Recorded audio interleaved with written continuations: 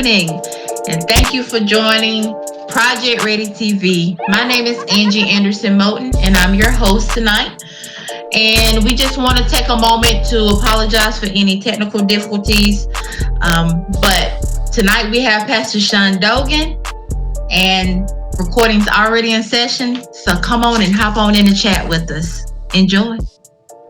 So Clemson was kind of my number one and my number only. And anytime something is your, number only, you have to go after it. So if your drive is to be a physician and that is your career only, you have to go after that. If it is your drive to be an artist or an author and that's your only, you have to go after it. And many people will tell you to have kind of a plan B, a plan C. I'm more of figure out what your purpose is, figure out what you enjoy, figure out what you love, figure out how you can make an impact and a difference and go after it wholeheartedly. Never give up and make sure that the drive that you have is something that's really birthed on the inside of you and making sure that you go after. So I said all of that to say Clemson were the Tigers and the Tigers roar and the Tigers go after what they want. Well, from this day forward, I will never take a feel about being a tiger. That's just an incredible story, and I want to let you have your story. And I appreciate that. Stay a tiger, but go Gamecocks. Well,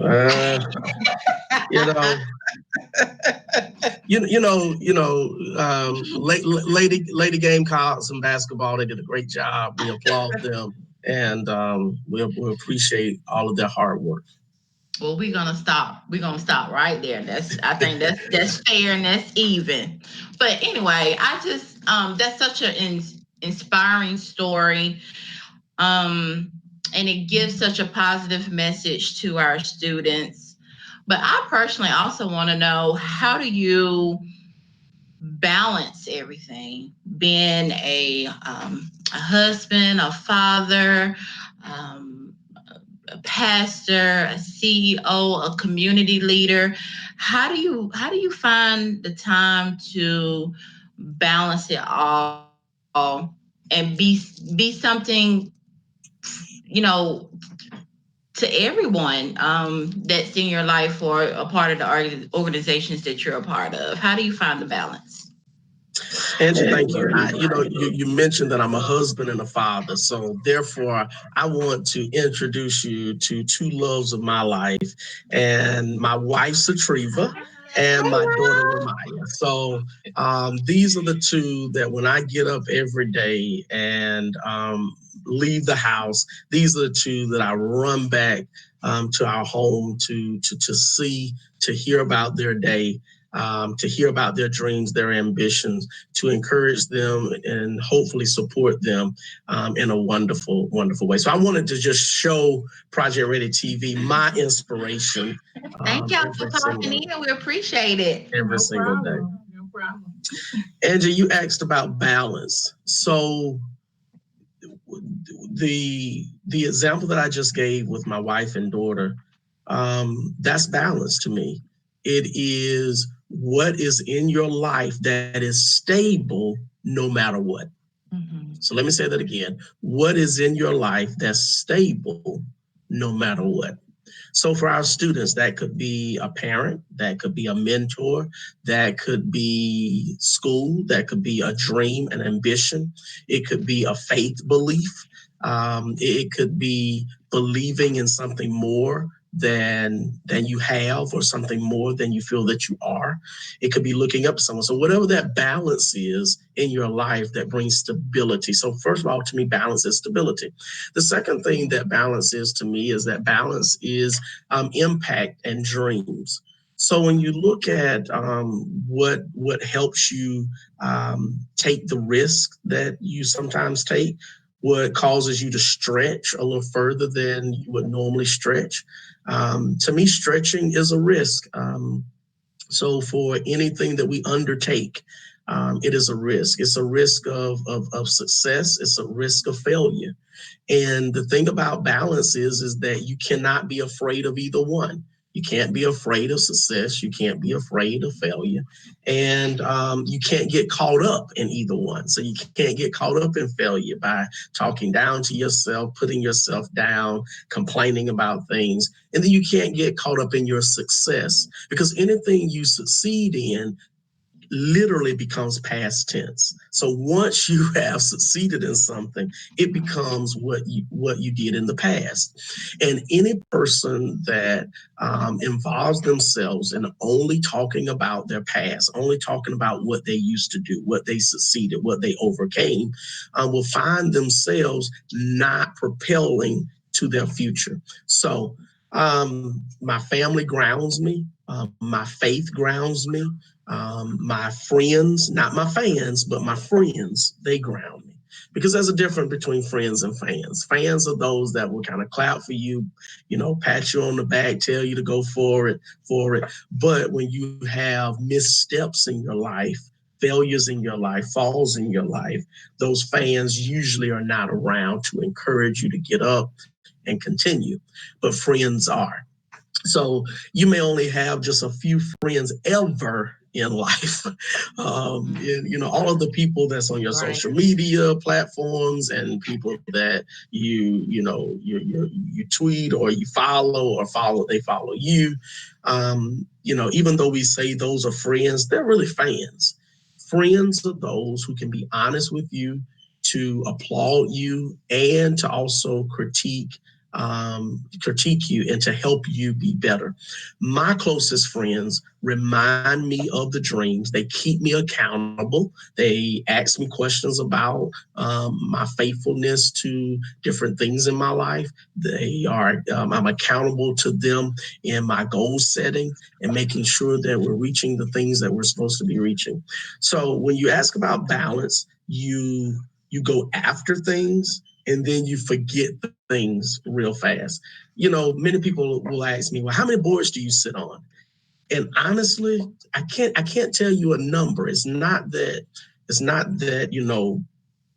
I can't think of all the boards that I sit on, but I don't keep up with that. If I can make an impact with seniors, I want to make an impact with seniors. If I can make an impact with young people, I want to make an impact with young people. If I can make an impact with the food insecurities and food insufficiencies in our community, I want to make an impact there. If it is about healthcare and access to healthcare, or lack of access to healthcare for some, I want to be a voice. So therefore, if I sit on the hospital board, whether I sit on Senior Action, whether I sit on United Way, I want to make sure that wherever I am, I bring not only my body, but I also bring the voices of people in order that they can be part of that conversation. Awesome. So many great nuggets that you just shared with us. And I want all of the viewers, to keep in mind that these mentor moments, we will continue to have them weekly with someone that's in our community that's doing great things. Mentors is already a part of our mentorship program, and we appreciate you, PD. That's my term of endearment for him.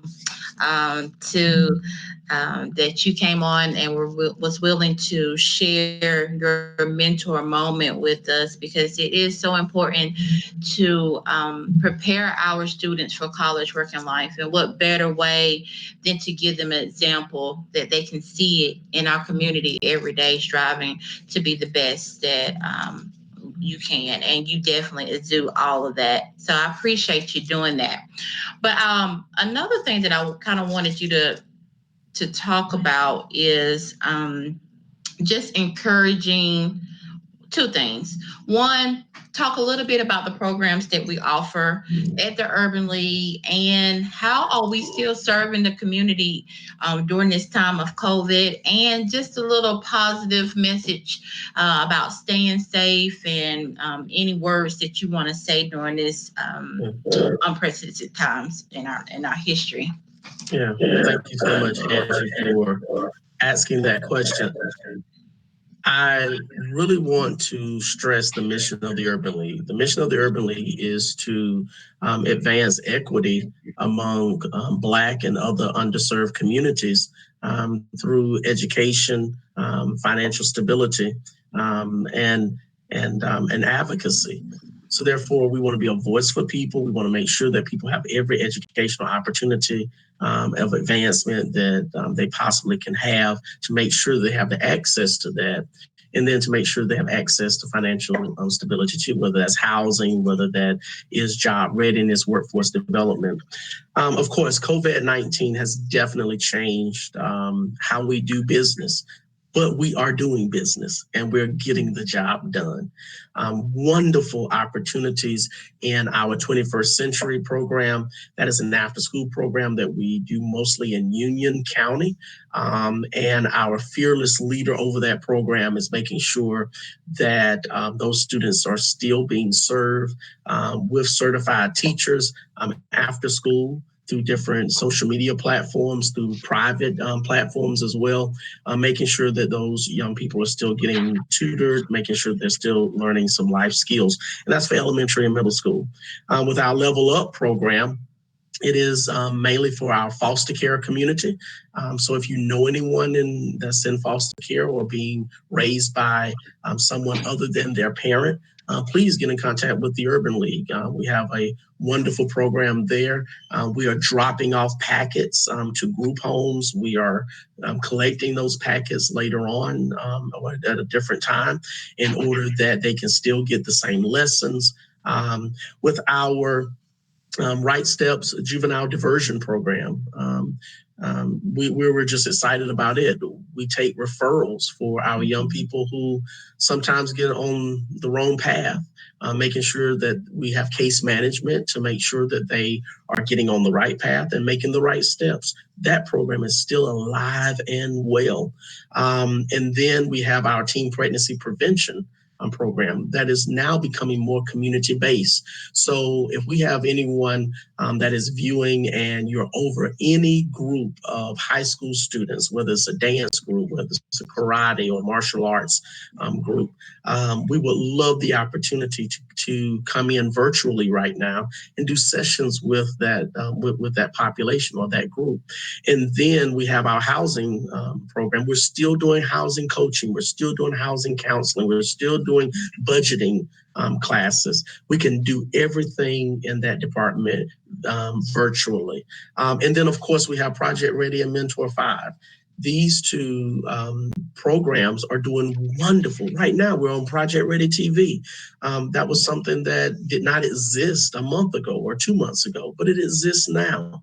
Not only has this department of our education programs, not only has this department stepped up to give us wonderful opportunities such as Project Ready TV, you all are multiplying those efforts. In staff meeting, you hear me say, whatever the idea is, let's multiply it by 10. You all are now coming on multiple times a week. That is awesome. Having resources for our mentors. And I can't say enough about our mentors. Our mentors are the backbone of our Mentor 5 program. And, just like we all need help navigating through life. To me, Project Ready and Mentor 5 is all about navigation. How do I navigate through waters that I've never been in before? And to have someone to be able to say, hey, I've been there, I've done that, or just to have someone say, hey, I've never done that or been through that, but you don't have to go through this by yourself. I can help you think it out. I can help you come up with goals. I can help you come up with opportunities that this won't be foreign or lonely to you. A lot of times when you go through paths that you've never gone through before, just knowing someone is there with you, even if they're not holding your hand, even if they're not kind of paving the way for you, just to know that they're walking beside you is so powerful. When I think of our mentors, I think of three directions. I think of up, I think of out, and I think of down.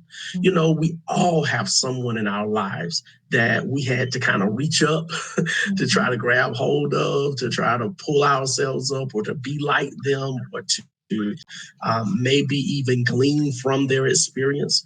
And then reaching out. all of our students have the opportunity to reach out.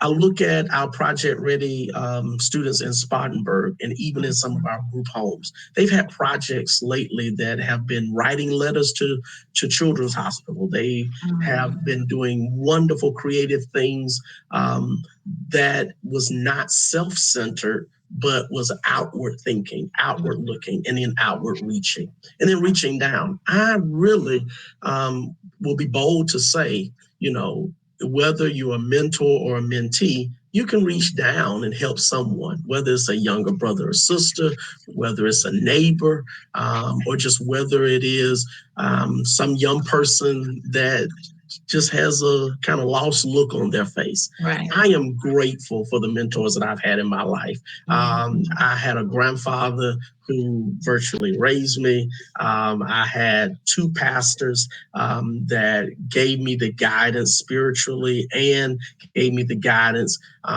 even in things that had nothing to do with church or with faith life, but just had to do with everyday life. These were three men in my life that I'll never be the same. And because of that, I hope that I can inspire someone else. And I hope that the tenets that they taught me will help me reach out to others to help them along the way as well. Awesome. Those are so, they're great tips, and I appreciate that. And I appreciate the words of encouragement to our viewing audience. Well, before I let you go, we are going to play a little game like we always do before we end our show. And this is Project Ready TV Trivia. So I'm going to ask you two questions that's based upon either the National Urban League or our local affiliate. And the reason why we're doing that is just because we want you to know out there the history of the Urban League and why we exist and why we do what we do, to make our students and everyone that we touch their lives better. So we're going to start with question number one. Who founded the National Urban League? And I'm going to give you some choices. Okay. A, W.E.B. Du Bois. B, George Hayes and Ruth Baldwin. C, Harriet Tubman. D, Jesse Jackson. Well, listen, all of those are great individuals who have led our society, and especially people of color, to great heights. But the answer would not be Jesse Jackson. The answer would not be Harriet Tubman.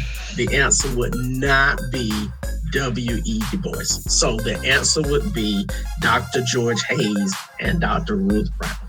That is correct. That's correct. B was the correct answer. Okay, let's give one more. Okay.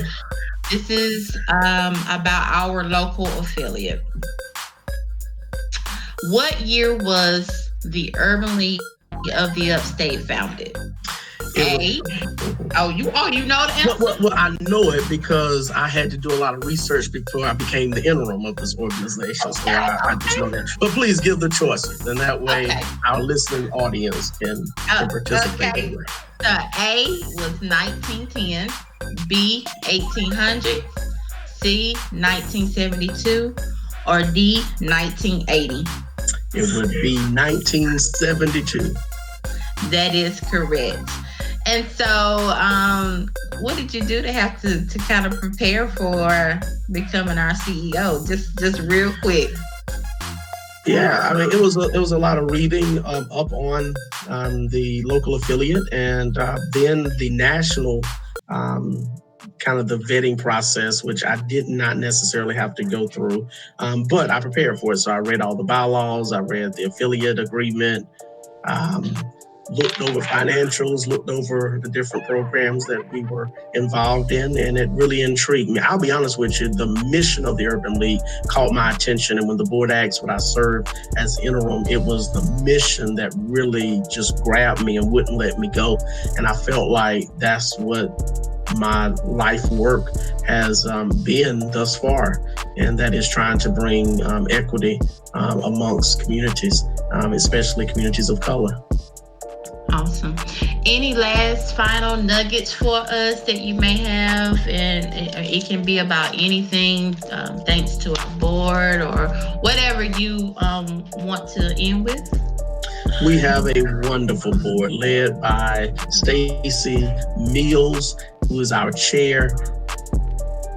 Definitely want to thank them. I want to thank you, Matthew Long, Tedra. I want to thank the whole Project Ready team for all that you all do and the different just methods and modes of communication that you all are putting out now to reach all of our participants. And I hope that our participants will share by word of mouth in order that their friends will be a part of Project Ready TV, the Project Ready program, and then our Mentor 5 program. Well, thank you for that shout out, and thank you for the acknowledgement of Project Ready.